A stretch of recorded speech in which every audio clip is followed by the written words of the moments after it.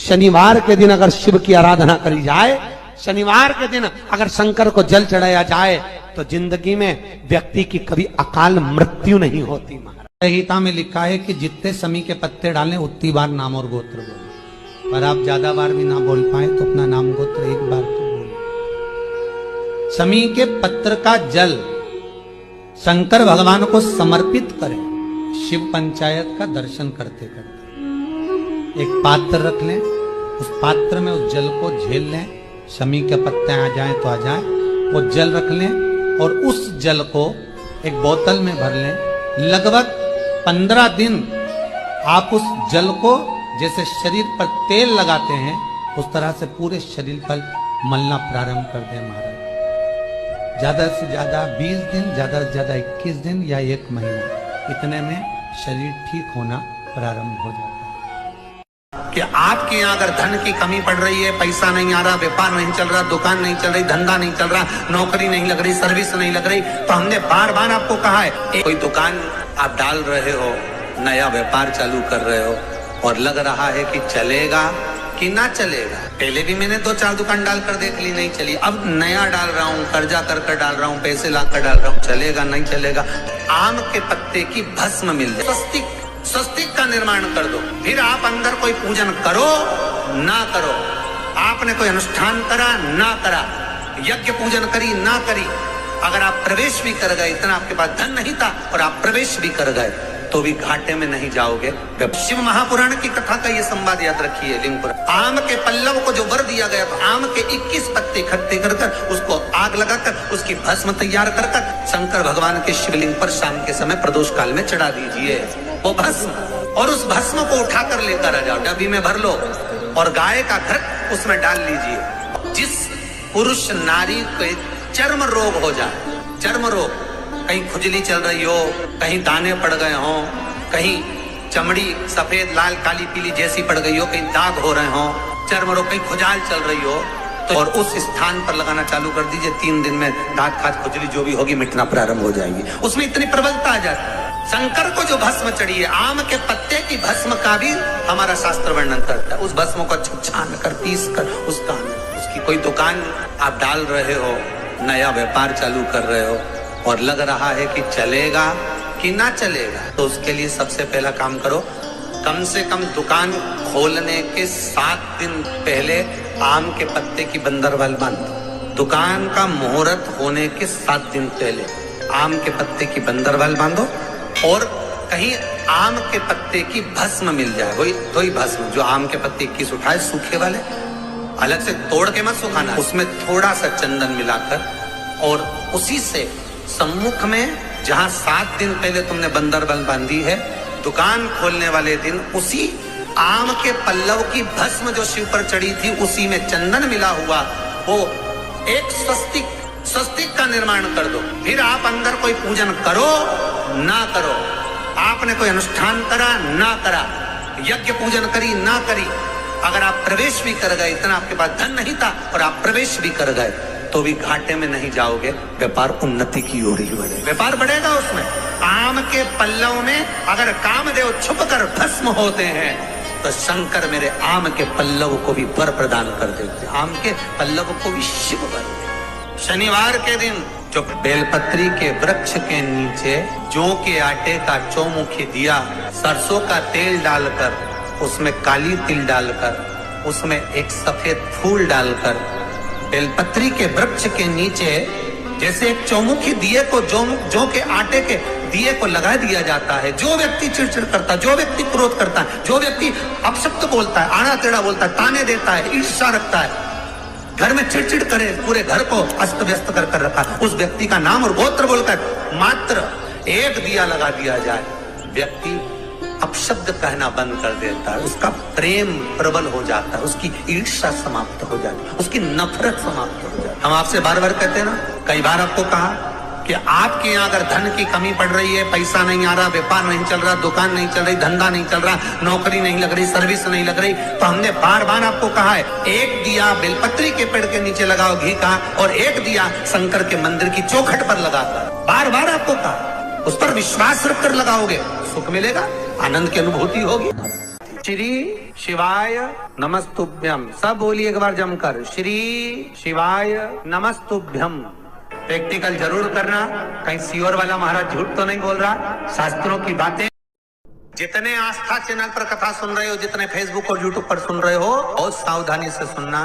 तो जिनकी यहाँ संपदा की कमी होती है, वैभव की कमी होती है, लक्ष्मी की कमी होती है, प्रतिष्ठा की कमी होती है, धन की कमी होती है, उसके लिए बहुत ध्यान से सुनना। ये प्रसंग आया नहीं पहले, आज अगर कुबेरेश्वर बाबा की पावन धरा पर यह प्रसंग निकला है तो उसको ध्यान से सुनिए। मेरी जीजियों, एक बात अपने जीवन में उतार कर रखना, कभी जिंदगी में अगर कभी ऐसा योग लगे, कभी तुम्हारे जीवन में कभी ऐसा लगे, ये उन लोगों के लिए है जो 1 रुपये कमाते हैं, सवाया खर्च होता है, घर में जिनके संपदा जुड़ती नहीं, बीमारियों में पैसा ज़्यादा जाता हो, या कहीं ना कहीं तकलीफें अपनी जिंदगी में आती है, उसके लिए एक कंकर में शंकर समाहित होता है।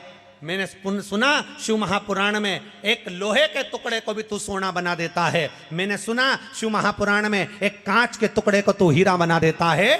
मैंने सुना शिव महापुराण में कि 12 शिवरात्रि का जो वर्णन है करा, 12 शिवरात्रि का जो स्मरण करा, 5 बेलपत्र का जो वर्णन किया, वो बेलपत्र का मैं भी उसको चढ़ाना प्रारंभ करूं।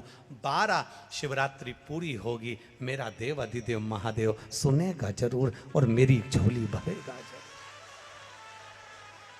अब इसमें एक नियम भारी है, वो नियम का स्मरण करना कि नियम कैसा चाहिए। आप कर्जे में हो गए, परेशान हो गए, टेंशन में आ गए, जिंदगी बेकार सी लग रही है, निवेदन है मेहनत करना। जो काम को कर रहे हो, जो दुकान लगा रहे हो, जो कार्य कर रहे हो, ठेला चला रहे हो, ऑटो चला रहे हो, चलाते रहो, पर उसके साथ में बाबा पर भरोसा रखो। इसमें एक नियम भारी है। कौन सा नियम? कि मान लो 12 शिवरात्रि में आप 1-2 शिवरात्रि शिव जी के मंदिर पहुंच गए, तीसरी शिवरात्रि पर भूल गए या किसी कारणवश कहीं दूर चले गए, ना जा पाए, तो घर के जितने सदस्य हैं सबसे निवेदन है कि 12 महीने की शिवरात्रि का नियम बना रहे हो तो घर के सभी लोग बेलपत्र चढ़ाने का नियम बनाओ। उसका कारण ये है, घर का एक व्यक्ति अगर बाहर चले भी गया, घर का दूसरा व्यक्ति शिवरात्रि को भूल भी गया, घर का तीसरा व्यक्ति किसी कारणवश काम में लग भी गया, तो घर का चौथा व्यक्ति तो शिवरात्रि याद रखेगा और हमारा नियम पूरा हो जाएगा। हम उस नियम को पूरा करें, हम उस कार्य को पूरा करें। बेलपत्री के पेड़ के नीचे शिवलिंग का निर्माण कर कर, उसका पूजन कर कर, आराधना कर कर, घी का दिया लगाकर शंकर भगवान के शिवलिंग का विसर्जन शाम के समय करे। एक घी का दिया मंदिर से विसर्जन के बाद आकर फिर बेलपत्री के पेड़ के नीचे लगाए और बेलपत्री के पेड़ के नीचे लगाकर 7 परिक्रमा बेलपत्री के पेड़ की कर ले। झोली पसार कर प्रणाम करके बेलपत्री के पेड़ के नीचे की मिट्टी को सिर पर लगा ले और चले जाए। 3 से 4 महीने के अंदर उसका विवाह पक्का हो जाता है। मार ये साधारण नहीं है। लक्ष्मी तू इसके नीचे निवास, इस बेलपत्र के नीचे तेरा निवास है, तू यहां रहे। पहले भी कथाओं में करा है, कैसी भी रोग हो, कैसी भी बीमारी हो, बस निवेदन इतना है, अगर ज्यादा बीमारी घेर कर रखी है, 1 लोटा पानी, कलश में जल, थोड़ा दूध, और जो व्यक्ति बीमार है उसका वस्त्र उस लोटे को छूला, एक बेलपत्र उसमें पटक दो और शंकर भगवान पर, शिवलिंग पर, कोई भी शिवलिंग जो मंदिर में हो, चाहे वो गुप्तेश्वर शिवलिंग हो, कुबेरेश्वर हो, महेश्वर हो, बटकेश्वर हो, पिपलेश्वर हो, नर्मदेश्वर हो, सोमेश्वर हो, नागेश्वर हो, धनेश्वर हो, हरीश्वर हो, कोई भी शिवलिंग जो आपके नजदीक में हो, जो मंदिर आपके पास में है, 1 लोटा पानी ले जाकर जो बीमार है उसके नाम से नाम और गोत्र बोलकर शंकर को समर्पित कर दो। महाराज मुझे पूर्ण विश्वास है मेरे शिव पर आराम लग जाएगा। लगभग आधा घंटा, 1 घंटा, 2 घंटे। शंकर को 12 महीने शिवरात्रि आती है, हर महीने शिवरात्रि आती है। किसी भी महीने की शिवरात्रि को यमुना का जल और गंगा का जल दोनों एक साथ जब चढ़ाते हैं तो मनुष्य की मनोकामना 3 महीने के अंदर पूरी हो जाती है। महाराज 3 माह। इसलिए आज भी लोग मानसी गंगा के तट पर जो चकलेश्वर महादेव हैं उनको जल चढ़ाने के लिए यमुना जी का जल कावड़ में भर कर ले जाते हैं। कावड़ कहां लेकर जाते हैं? चकलेश्वर महादेव पर। यमुना मथुरा से जल गोवर्धन लेकर जाते हैं चकलेश्वर महादेव, चकलेश्वर महादेव यमुना का जल लेकर जाते। शास्त्र कहता है मानसी गंगा के तट पर, गिरी गोवर्धन जी की परिक्रमा में जो मानसी गंगा पड़ती है, मानसी गंगा के तट पर चकलेश्वर महादेव विराजमान है।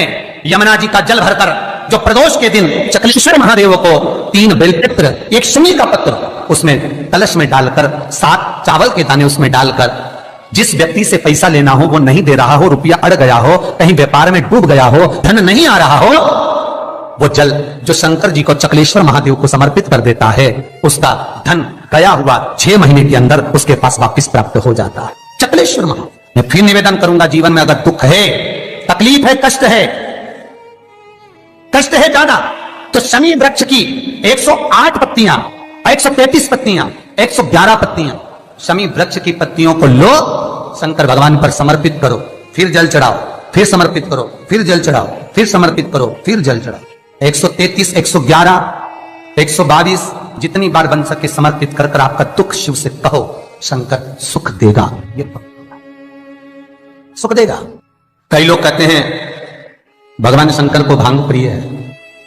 हर हर महादेव। श्री शिवाय नमस्तुभ्यम। मेरे चैनल को सब्सक्राइब करें और बेल आइकन प्रेस करें, जिससे कि आपको लेटेस्ट वीडियो की नोटिफिकेशन मिल जाएगी। शरद पूर्णिमा से लेकर कार्तिक की जो पूर्णिमा है, उस बीच में कार्तिक महीने की जब शिवरात्रि आए या प्रदोष व्रत आए, थोड़ा ध्यान देना। शिव आराधना कार्तिक महीने की थोड़ा ध्यान से श्रवण करें। कार्तिक के महीने में श्री शिवाय नमस्तुभ्यम। हर हर महादेव। साथियों, भाइयों बहनों, कैसे हो? आशा करती हूँ सब लोग अच्छे होंगे, बढ़िया होंगे। तो इस कथा के माध्यम से गुरुदेव जी ने बहुत ही अच्छे अच्छे उपाय बताए हैं। उन्होंने अपने कथा के माध्यम से बताया कि कार्तिक महीने में प्रदोष का विशेष महत्व होता है। प्रदोष के साथ साथ कुछ महत्वपूर्ण तिथियाँ जैसे कि शिवरात्रि हो गया, प्रदोष की पूर्णिमा हो गया, प्रदोष की अमावस्या हो गया, प्रदोष की एकादशी हो गया, इनका विशेष महत्व होता है। तो प्रदोष की शिवरात्रि के दिन आपको यह उपाय करना है। तो प्रदोष की शिवरात्रि के दिन हमें क्या करना है? हमें 1 लोटा जल लेके जाना है और साथ में 5 बेलपत्र लेके जाना है। शिव जी पे 1 लोटा जल चढ़ा के 5 बेलपत्र चढ़ा के अपने मन की मनोकामना कहते हुए शिव जी पे जल चढ़ाते हुए शिव जी का नाम का स्मरण करना है। या तो आप श्री शिवाय नमस्तुभ्यम मंत्र का जाप कर सकते हो, या ओम नमः शिवाय मंत्र का जाप करते हुए जल चढ़ा के बेलपत्र चढ़ा दोगे तो आपकी बाबा भोलेनाथ सारी मनोकामनाएं पूरी कर देंगे। दूसरा उपाय गुरुदेव जी ने ये बताया कि अगर आपके ऊपर बहुत ज़्यादा कर्जा हो गया है, आपकी नौकरी नहीं लग रही है, तो उसमें आपको क्या करना है? तो गुरुदेव जी ने बताया है कि इसके लिए आपको करना क्या है? आपको 1 लोटा जल लेके मंदिर जाना है, साथ ही साथ धतूरा लेके जाना है और शिव जी के ऊपर जल चढ़ाना है और वो धतूरा आपको शिवलिंग के ऊपर चढ़ा देना है। ऐसा करने से भी जल्दी से जल्दी आपकी नौकरी लग जाती है, जितने भी आपके कर्जे हैं सब कुछ जल्दी ख़त्म होने लगते हैं और बाबा भोलेनाथ आपकी सारी मनोकामनाएं पूरी करने लगते हैं। तो इस तरह से बहुत ही अच्छे अच्छे उपाय बताए हैं।